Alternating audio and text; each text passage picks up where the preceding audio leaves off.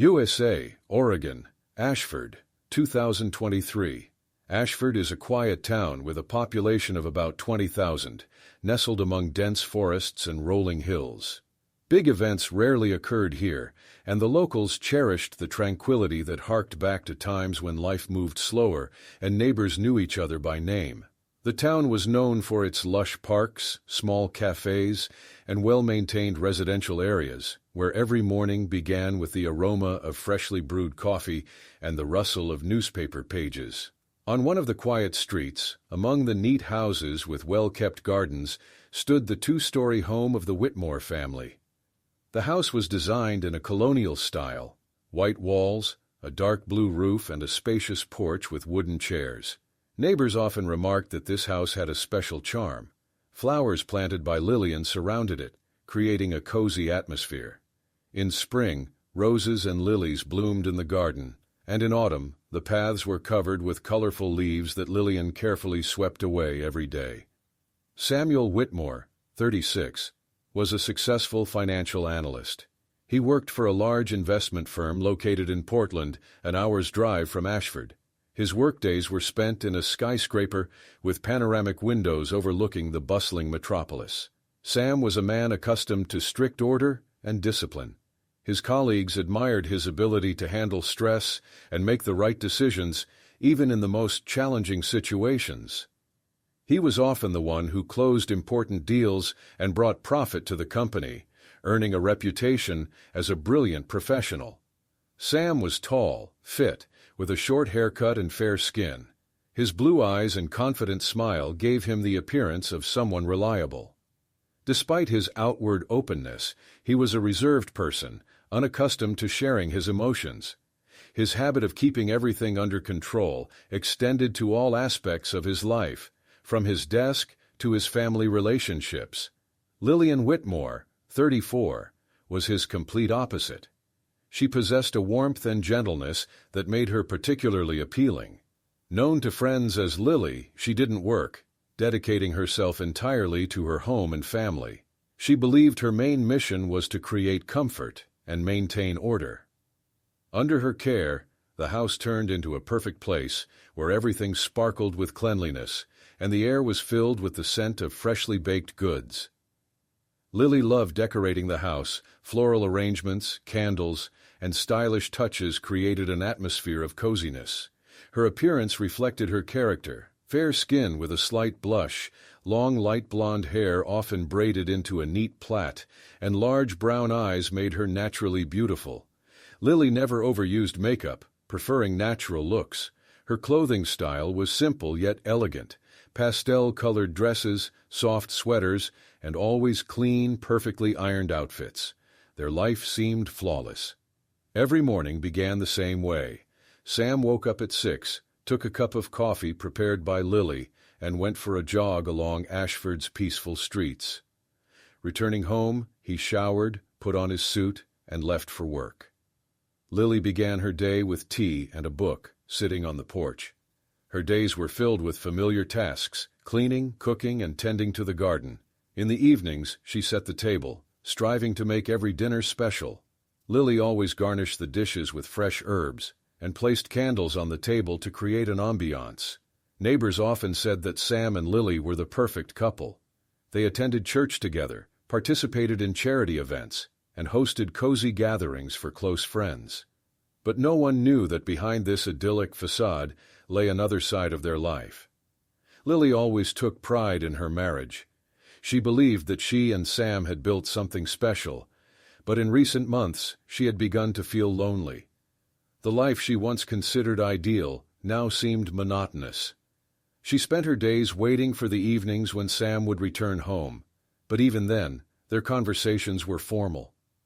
Sam talked about his work, projects, and colleagues, but rarely asked about her days. Lily felt an invisible wall growing between them. Sam increasingly stayed late at work, citing necessity. He didn't notice how Lily was beginning to drift away from him. Lily tried to convince herself it was temporary. She thought she was simply tired of the daily routine. She sought distractions: gardening, attending cooking classes, and even considering volunteer work. But none of it helped. Deep down, Lily realized she needed something more than just a cozy home and the status of being a successful man's wife. Sam didn't notice her inner changes. For him, life remained the same. He took pride in his career, the home they had built, and his wife. Sam believed he provided Lily with everything she needed to be happy. He never questioned what she truly wanted. For him, marriage was something stable and unchanging, like the numbers in his financial reports. By the end of the year, Lily increasingly found herself reflecting on how her life had changed over the past 10 years. She remembered the times when she and Sam had just started dating. Back then, every day was filled with emotions, spontaneity, and adventures. Now their days felt alike, like pages from a book with identical chapters. She didn't share her thoughts with anyone, not even her best friend. Her sense of dissatisfaction remained deeply hidden. One day, sitting on the porch with a cup of tea, Lily looked at the garden she had tended for so long. She realized that the place that once seemed like paradise now felt like a prison. The house she had loved so much had become a symbol of routine and predictability. She yearned for something new, something that would make her heart race again. Sam, as usual, didn't notice her mood. He was focused on his tasks, preparing for another project at work. He believed everything was fine and had no idea that cracks were beginning to form in his perfect world. Life in Ashford went on as usual. Neighbors smiled at Lily, admiring her hospitality and the coziness of their home. No one could have guessed that in this family, which seemed the epitome of happiness, a story was unfolding that would soon shake the entire town. Ashford had always been quiet, with a slight chill enveloping the streets and the first snowflakes swirling in the air. The town was preparing for the holidays. Shop windows were adorned with garlands, and the trees in the town square were already glowing with lights. It was during this time that Lillian, increasingly feeling like a stranger in her own life, encountered someone who would turn her world upside down. That someone was Jason Huntley, a 28-year-old musician who had recently moved to Ashford from Seattle. Tall, with a slightly careless style, he was the complete opposite of Sam. His dark chestnut hair, slightly wavy, seemed as though he never bothered styling it. He had an open smile, brown eyes that always looked with curiosity, and a demeanor that naturally drew people to him. Jason was charismatic but not ostentatious. He worked at a small jazz bar, Golden Note, located in the town center. There he played guitar and sang, attracting small but loyal audiences. For Lily, the meeting with Jason happened by chance. That day, she had gone downtown to buy holiday gifts. She carried bags with beautifully wrapped packages, her face wearing its usual friendly smile. As she passed Golden Note, the sounds of a jazz melody drifted from the bar. Lily stopped, listening. The music was warm, filled with a sense of comfort and light melancholy. She was drawn to the melody, but even more so to the voice singing the song. She couldn't explain why, but that voice, filled with emotion, compelled her to step inside. The bar was small, with dim lighting and wooden tables. On the stage, bathed in soft yellow light, Jason sat with a guitar in his hands. His fingers glided smoothly across the strings, creating music that touched the soul. Lily took a seat at an empty table in the corner and began to listen. She had never been a fan of jazz, but at that moment it felt as though the music reflected her own emotions, a mix of longing and hope. After the performance, Jason approached her table to ask if she had enjoyed the music. Lily, unaccustomed to such conversations, was initially a bit flustered, but his ease and friendliness quickly put her at ease. He spoke to her as though they had known each other for years. The conversation began with music, but soon shifted to more personal topics. For the first time in a long while, Lily felt truly heard. Jason didn't talk about work, money, or future plans. He simply asked questions about her, what she loved, her dreams. She hadn't planned to stay long, but time flew by. By the time she left the bar, it was already dark, and snowflakes were swirling in the air. Lily walked home with a feeling she couldn't explain. She felt as though, for a brief moment, she had stepped out of her usual life and felt young and full of hope again. The next day, Lily thought about the encounter all morning. She tried to convince herself it was just a random meeting, nothing extraordinary. But the thought of Jason lingered, his music, his voice, his genuine interest in her, all of it left a mark on her soul. She decided it didn't mean anything, but, as it turned out, it was the first crack in the wall of her routine life. A few days later, Lily found herself outside Golden Note again. She told herself it was mere curiosity, that she just wanted to hear the music again. When she walked in, Jason was already on stage. He noticed her and smiled without missing a beat. After the performance, he approached her table.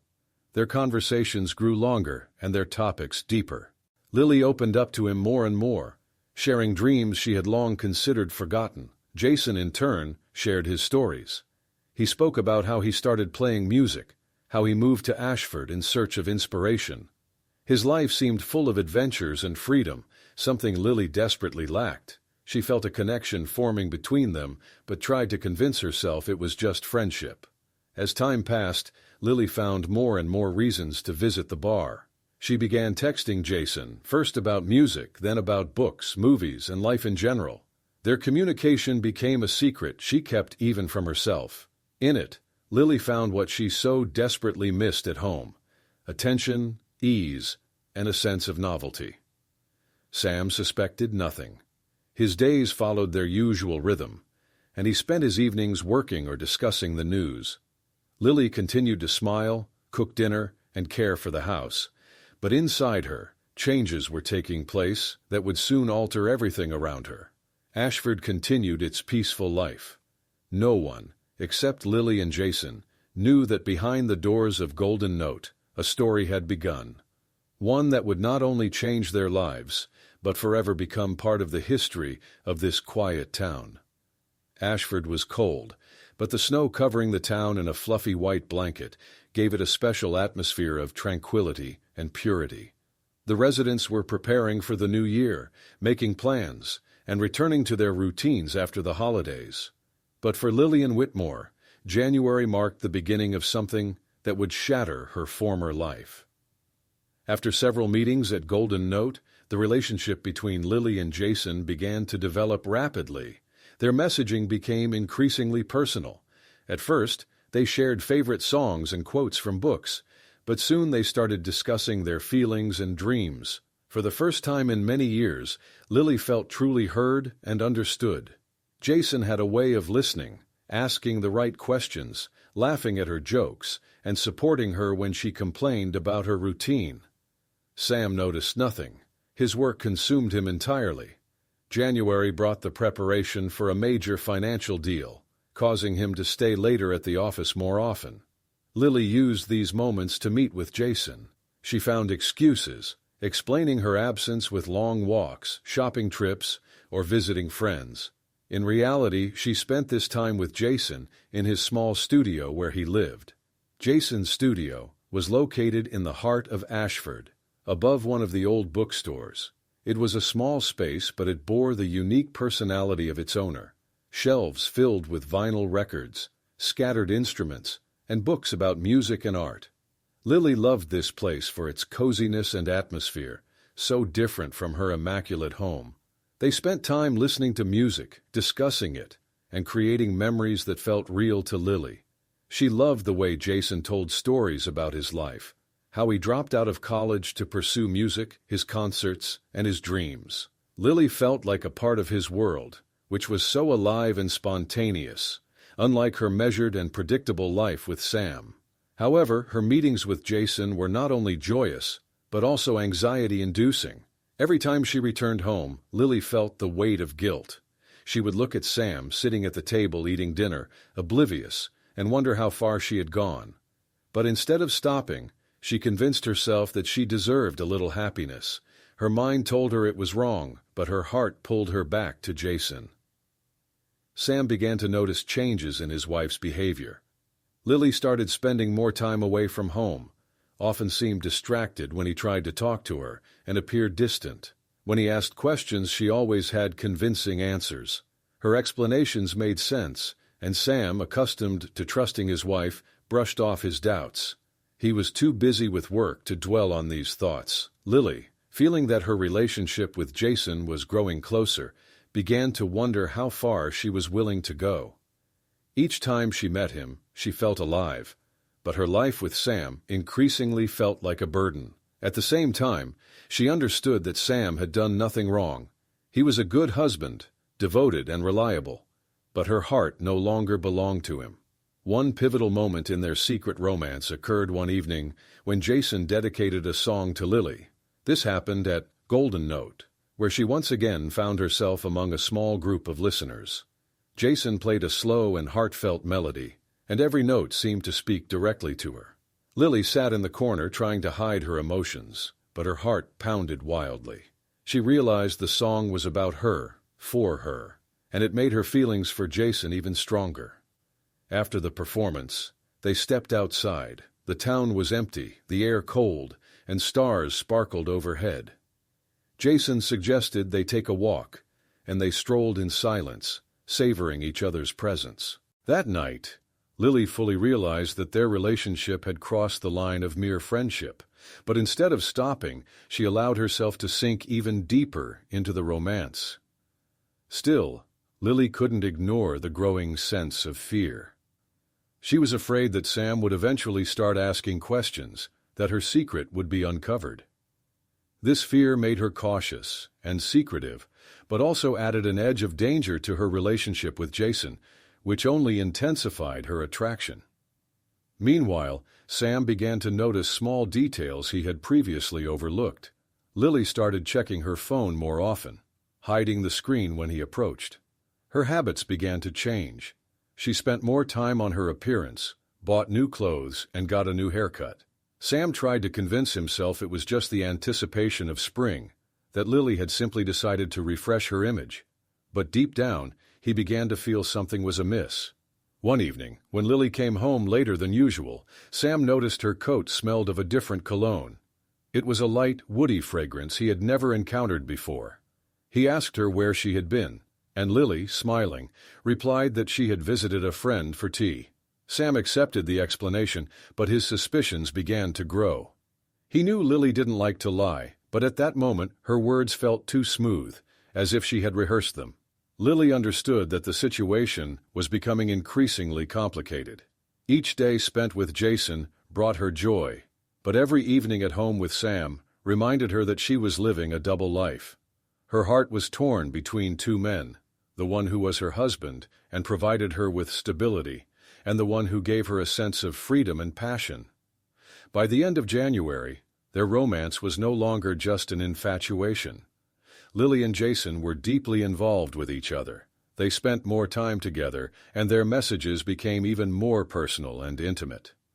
Lily began to wonder how long she could keep her secret. She didn't want to lose Jason, but understood that her relationship with him would eventually lead to consequences that would change everything. The town of Ashford continued its ordinary life. No one, except Lily and Jason, knew that in a quiet corner of this town, a story was unfolding, one that would soon shatter its normalcy. February brought frosty days and even colder nights to Ashford. The town, immersed in the routine of the winter months, continued its ordinary life, but tension was quietly building in the Whitmore household, tension neither of them was ready to acknowledge. Lillian continued seeing Jason, growing increasingly distant from Sam, while Sam became more aware of the oddities in her behavior that he could no longer ignore. Samuel had always prided himself on his attention to detail. This skill had helped him achieve success in his profession. He could analyze data, construct logical patterns, and notice what others missed. These same abilities began working against Lillian as her changes became too obvious to overlook. She frequently left the house for long periods, explaining it as meeting friends or running errands. Her tone grew more distant, and the smile Sam had always cherished now seemed forced. Most strikingly, the warmth in her eyes, the warmth that had always existed between them, was gone. Sam started noticing small things that hadn't raised questions before. For example, Lillian began putting more effort into her appearance when leaving the house. She chose brighter, more sophisticated outfits, and used perfume she had previously reserved for special occasions.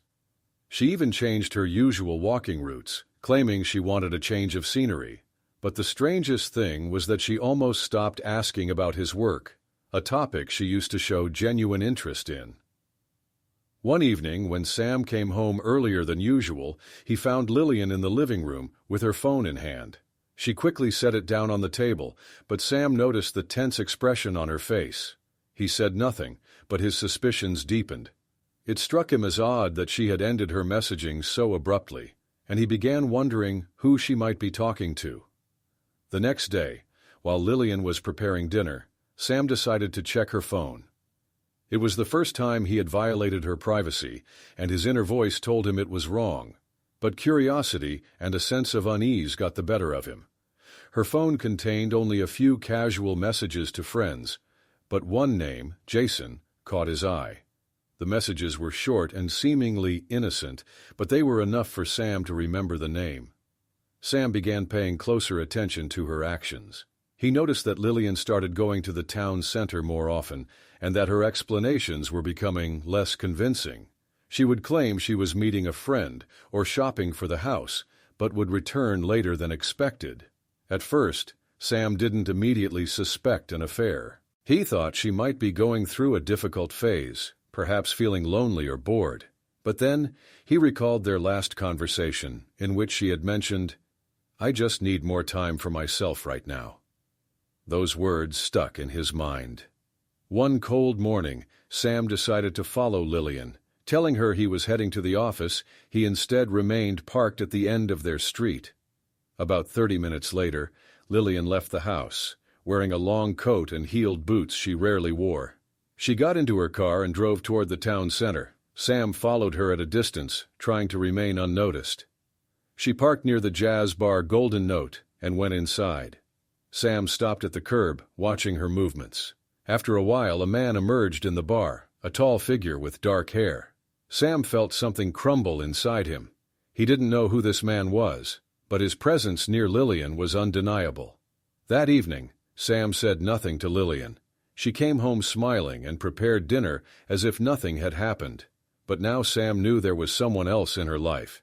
He tried to convince himself that perhaps it was just an old friend or a random acquaintance. But his logical mind, trained for analysis, wouldn't let him dismiss what he had seen. In the following days, Sam continued observing. He became more attentive to the details of how Lillian spent her time, where she went, and who she interacted with. He noticed she had become more secretive, checking her phone more often and leaving the room when she received calls. His suspicions grew daily, and he felt he was closing in on the truth, even though he wasn't ready to confront it. One night, while Lillian was asleep, Sam decided to check her phone again. This time, he found more messages from Jason. They were filled with subtle hints Sam couldn't ignore. Lillian wrote about how much she had enjoyed the previous day, about the songs Jason had performed, and even about how she was looking forward to seeing him again. Reading this, Sam felt a mix of anger, pain, and despair. It was as if he were watching his life unfold from the outside, like a spectator in a bad movie. The next day, Sam began planning what to do next. He couldn't just turn a blind eye to what was happening. His analytical mind tried to devise a solution, but none of them felt right. Sam didn't want to cause a scene or make their personal lives public. But the thought of his wife spending time with another man was eating away at him. Lillian, meanwhile, began noticing changes in Sam. He grew quieter, often lost in thought, and started asking her more questions. Her anxiety increased, but she tried to remain calm. She hoped she could maintain the balance between her family life and her secret romance. But she didn't know that Sam had already seen enough to understand that her behavior wasn't just a phase or exhaustion. February was coming to an end, and the first signs of spring were already in the air. But the Whitmore household was filled with a chill that no cozy interior or Lillian's forced smiles could warm. She continued living her double life, unaware that her husband was already preparing to dismantle the deception. Ashford, as always, went on with its quiet life, but inside the Whitmore home, tension had reached a breaking point. March brought long-awaited warmth to Ashford. The snow blanketing the streets began to melt, revealing green grass, and the fresh spring air filled the town with a sense of renewal. For Lillian Whitmore, spring symbolized change and a chance to fix the situation that was quickly spiraling out of control. She sensed that Sam had begun to suspect something and hoped she could rebuild their relationship and dispel his doubts. However, her heart still yearned for Jason, and thoughts of him lingered even when she was at home. Samuel, on the other hand, already knew about Jason. He said nothing, but his behavior had changed. He became quieter, his gaze often tense, and the time he spent at home was filled with cold silence. His internal anger grew as he thought more about how to handle the situation. Lillian, unaware of how close Sam was to the truth, tried to act as though everything was fine.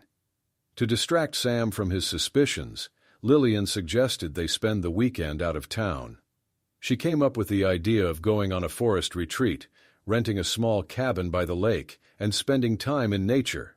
Her goal was clear: to introduce Sam to Jason in hopes of easing his suspicions. Lillian believed that seeing Jason in a relaxed setting would convince Sam he was no threat. She chose a cabin an hour's drive from Ashford, surrounded by dense forest. The cabin was small but cozy, with a fireplace, a spacious porch, and a view of the lake. The property also featured a pool and a barbecue area, making it an ideal getaway spot. When Lillian shared the idea with Sam, he agreed without much questioning. He saw it as an opportunity to assess the situation and gauge the depth of his wife's connection to this man. He had already formed a plan, but was waiting for the right moment. On Friday morning, Sam and Lillian packed their belongings, loaded food into the car, and drove to the cabin. Jason was supposed to arrive later. Lillian was surprisingly cheerful, attempting to distract Sam with conversations about the weather, nature, and their weekend plans. Sam, however, remained silent for most of the drive, lost in thought. It was difficult for him to be near Lillian, knowing of her betrayal, but he held his composure. When they arrived at the cabin, Lillian immediately busied herself with settling in. She unpacked the groceries, lit the fireplace, and stepped out onto the porch to admire the lake view. The cabin was indeed beautiful, and the surrounding nature seemed almost surreal. Sam watched Lillian with the sense that he was observing a stranger. Her smile, her movements, everything about her now felt false. A few hours later, Jason arrived. He drove up in an old pickup truck that, like him, exuded a casual charm. He wore a simple shirt, jeans, and sneakers. Smiling, he embraced Lillian at the door, triggering a sharp pang of jealousy in Sam. Jason extended a hand to Sam and introduced himself, but Sam only nodded, refusing to shake hands. The tension in the air was palpable from the start. They began preparing a barbecue in the backyard. Lillian tried to lighten the mood, telling stories from the past, cracking jokes, and attempting to involve both men in the conversation.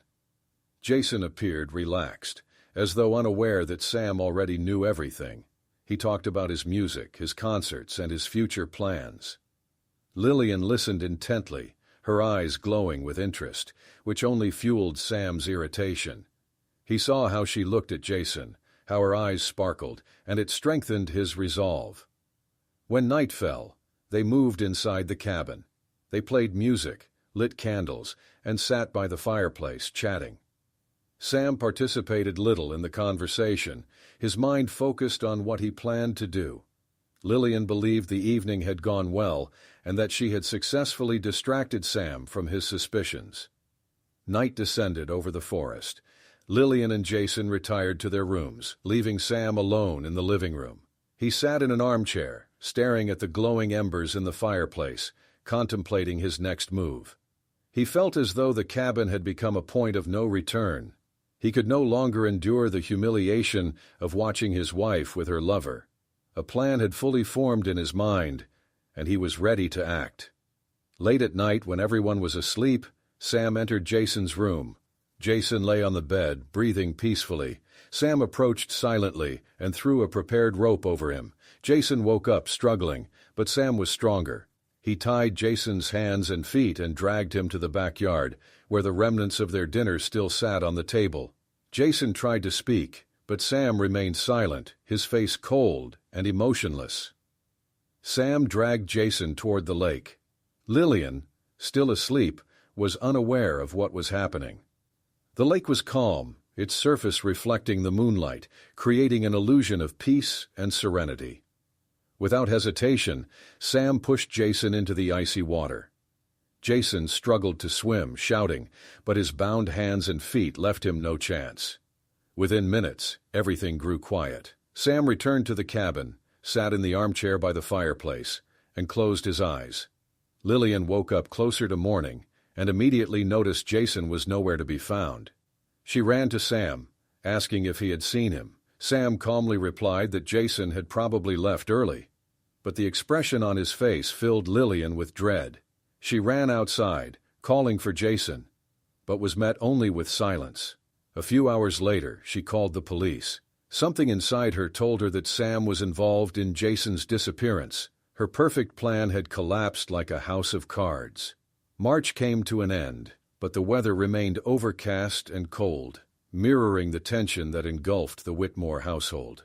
The disappearance of Jason Huntley had become the main topic of conversation in the area. Police cars lined the driveway of the lakeside cabin early in the morning, and investigators began their work, questioning Lillian and Samuel Whitmore. The morning started in panic. Lillian woke with a sense of dread and immediately noticed that Jason hadn't returned. She searched the cabin, calling his name, but there was no answer. Thoughts swirled in her head. Could he really have left, as Sam claimed, or had something far worse happened? Lillian still couldn't fathom that her husband was capable of anything terrible, but the cold, emotionless look with which he had answered her questions planted seeds of doubt in her mind. Soon, the police arrived. Lillian had called them after managing to calm herself. She told them everything she knew, though her account was full of gaps. She concealed her affair with Jason, unwilling to let the truth of her infidelity come to light. Instead, she described Jason as a family friend with whom they had planned a getaway. Sam, in contrast, was extremely reserved and said almost nothing. He sat on the porch, watching the investigators begin their work. The police immediately noticed signs of a struggle in the backyard. The ground near the lake was damp from recent rain, and clear evidence of a scuffle was visible. A rope, found not far from the water, became the first significant piece of evidence. Bloodstains were found on its surface, and nearby footprints matched the size of Sam's shoes. Jason's body was discovered a few hours later in the lake. It had surfaced near the shore, and even to an untrained eye, it was clear that the man had been bound. The police carefully retrieved the body and began collecting evidence. Marks from the rope were visible on Jason's wrists and ankles, and his lungs were filled with water. Experts determined that the cause of death was drowning. Lillian stood nearby, watching the police work. Gradually realizing that her worst fears had been confirmed, she could no longer suppress her suspicions. When one of the investigators approached her with questions, she, trembling with fear, pointed to Sam. Her voice was quiet but firm. "I think he knows something." Sam remained calm. When the police asked him to give a statement, he didn't resist. He claimed he hadn't seen Jason leave, but suggested he might have gone late at night.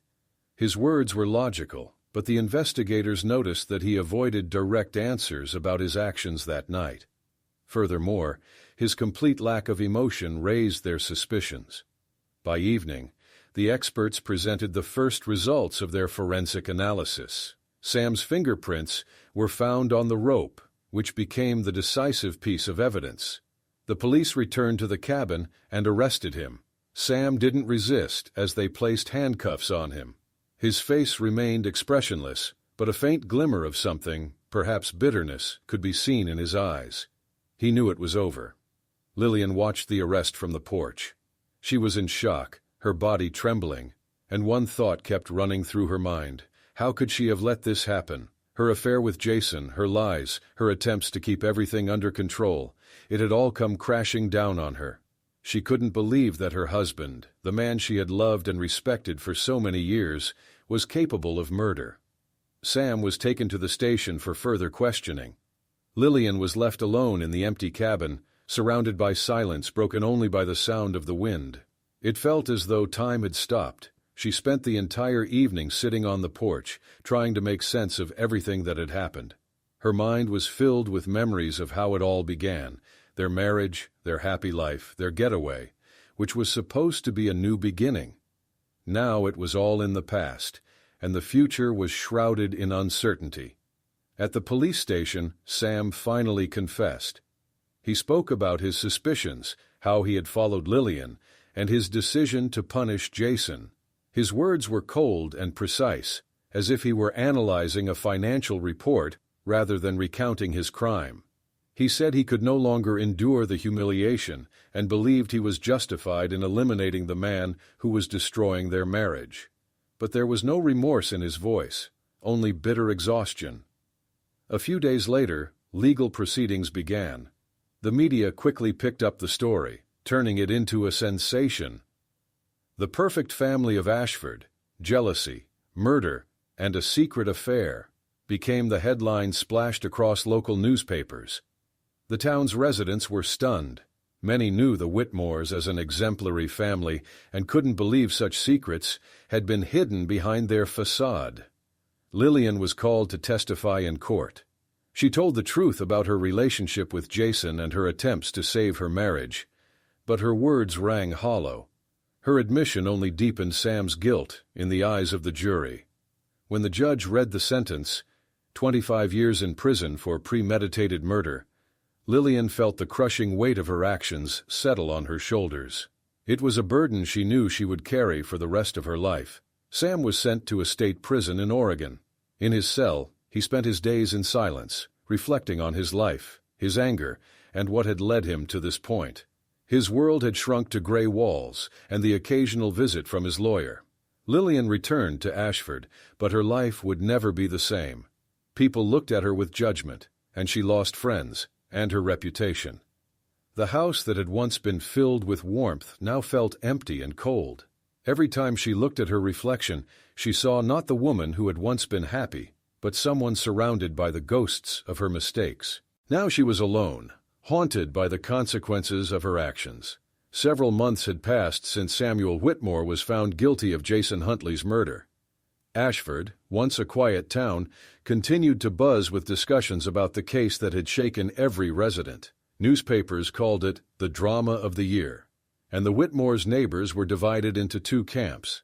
Some condemned Sam for his actions, while others blamed Lillian for the affair that had set the tragedy in motion.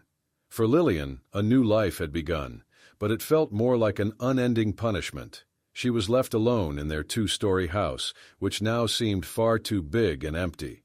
The fireplace no longer brought warmth, the lights in the rooms felt dim, and the garden she once took pride in was now overgrown with weeds. Every corner of the house reminded her of the past, the days when she and Sam were happy, the little things that made their family seem perfect, and the mistakes that had destroyed it all. The people of Ashford began avoiding Lillian. Her life was now under constant scrutiny. Every trip to the store or visit to church was accompanied by whispers behind her back. Friends stopped inviting her to gatherings, and neighbors no longer greeted her. It felt as though everyone judged her for betraying her husband, for being the catalyst of events that led to the murder. She felt she had lost not just her family, but also her reputation, her friends, and her future. Meanwhile, Sam served his sentence at the Oregon State Penitentiary. His days were monotonous, a strict schedule, work, and the occasional letter from his lawyer. He rarely wrote to Lillian. The only letter she had received from him was brief. In it, he neither blamed her nor absolved himself. "We are both at fault," he wrote. Those words haunted Lillian, replaying in her mind over and over again. Every morning for Lillian began with a sense of emptiness. She tried to return to normal life, but each day brought new reminders of the past. The kitchen table where she and Sam had shared breakfasts, the armchair in the living room where he liked to sit with a newspaper, everything seemed to echo their lost life together. Lillian sought solace in work. She began volunteering at a local charity, organizing food drives for the needy, and helping to restore abandoned buildings. This gave her a semblance of purpose, but even here, she was met with judgmental glances. She felt like a stranger in the town that had once been her home. The nights were the hardest. Lillian often woke from nightmares. She dreamed of Jason, his eyes filled with fear, his screams swallowed by the cold water. She dreamed of Sam, staring at her silently with an expression she couldn't decipher. A mixture of anger, pain, and exhaustion. These visions consumed her, leaving her restless and tormented by guilt. Spring turned into summer, but the weather brought no relief. One day, Lillian decided to visit Sam in prison. It was her first visit since his incarceration. She had spent days preparing for it, wondering what she would say. She wasn't sure if he would accept her or even want to speak to her. But she needed to see him, to try to understand how things had gone so far. Sam met her in the visitation room. He looked older than Lillian remembered, his face lined with wrinkles, his gaze weary. They sat across from each other, separated by a glass partition, and for several minutes they said nothing. Lillian didn't know how to start, but summoning her courage, she said, "I'm sorry." Sam looked at her, and a shadow of sadness flickered in his eyes. "It won't change anything," he replied. Their conversation was brief. Lillian tried to explain her feelings, to share what she was going through, but Sam listened silently. Finally, he said, "I can't turn back time. We've both lost everything." Those words marked an end for Lillian. She realized there was nothing left between them, that their bond was irreparably broken. Returning home, Lillian sat on the porch for a long time, watching the sunset. She felt that this day had been the final chapter of the life she once knew. Now her existence was a string of monotonous days, filled with regrets and guilt. The town went on with its life, but for Lillian, Ashford was no longer home. She began to think about leaving but didn't know where to go. Her heart was broken, and the future felt empty. She had become a symbol of the tragedy the town would remember for years to come. Autumn in Ashford was beautiful. Trees cloaked in golden and crimson leaves, morning mists curling along the streets, and a cool wind reminding everyone that winter was near. But for Lillian Whitmore, autumn no longer brought comfort. Her life had become a string of days filled with sorrow, loneliness, and endless thoughts of the past. Since her visit to Sam in prison, she hadn't attempted to contact him again. Their brief conversation, devoid of love or hope, had made it painfully clear that their marriage, their life together, their shared past, was irretrievably destroyed. Lillian felt lost. Her home, once full of warmth and joy, now felt like a cold prison, haunted by the ghosts of memories. Despite her pain, Lillian couldn't simply disappear from the town. She knew people were still talking about her and the events that had unfolded at the cabin by the lake. Her name had become synonymous with scandal, and she was a constant reminder of how far human weakness could go. Every attempt to start anew was met with whispers behind her back, judgmental glances, and the cold indifference of those around her. Lillian tried to fill the void with volunteer work. She spent more time at a local shelter, helping women who had fallen on hard times. These women, victims of abuse, the homeless, single mothers, saw in Lillian someone who understood their pain. She listened to their stories and helped organize aid, but it didn't bring her true solace. Each time she returned home, the loneliness consumed her even more. Meanwhile, in prison, Sam was adjusting to his new reality. He read a lot, worked in the prison library, and tried to avoid conflicts. Yet bitterness still burned within him. He often recalled the moment by the lake, when his hands had tightened the rope around Jason and his heart filled with conflicting emotions. He didn't justify himself, but he didn't regret what he'd done either. For him, it had been an act of vengeance, one that had cost him everything. A turning point for Lillian came on a rainy November day. She returned home after another shift at the shelter to find a letter in her mailbox. It was from Sam's lawyer. Inside was an official divorce notice. Lillian held the letter for a long time without opening it, as though afraid that it would mark a final, unchangeable ending. When she finally tore it open, she read the formal, emotionless text. It was the final confirmation that their story was over. Lillian signed the papers but didn't immediately send them back. Instead, she placed them on the table and stared at them for hours. She was overwhelmed by the sense that along with these documents, she was losing not only Sam, but also a part of herself. That evening, she pulled out an old photo album and flipped through the pages of their life together.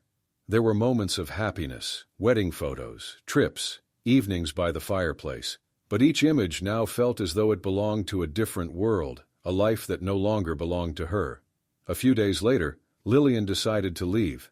She sold the house that no longer felt like home and bought a small trailer. Her plan was simple: to leave Ashford and set off on a journey with no specific destination. She wanted to escape the judgment, the memories, and the part of herself that had destroyed everything she loved. Her journey began on a cold December morning. She loaded her belongings into the trailer, along with a few books and photos, and drove away. She left a note for her neighbors, thanking them for everything and saying goodbye. Her final view of Ashford was the site of their old home, now empty and covered in frost. The first days on the road were strange for Lillian. She drove along highways, listening to music and watching the changing landscapes outside her window. She stopped in small towns, spent nights at roadside parking lots, and struck up conversations with strangers. Gradually, her thoughts became less sharp, her pain less searing. She began to find comfort in solitude, in simple pleasures like a cup of hot coffee or a sunset over an empty road. One evening, after stopping for the night at a small roadside campsite, Lillian looked up at the starry sky. She felt lighter, as though the weight she carried was starting to lift. She couldn't change the past, but she could find a way to live with what remained. The story of Lillian and Sam became a lesson for many. It was a reminder of how easily everything could be lost if one succumbed to weakness, and how hard it was to rebuild oneself after such losses. Lillian decided to dedicate her life to finding meaning in small moments and helping others as a way to atone for her mistakes. Ashford continued its life, and Lillian Whitmore's name gradually faded from memory. For her, this was the only gift the town could give. She was free now, but this freedom brought no joy, only silence, a silence she had learned to live with.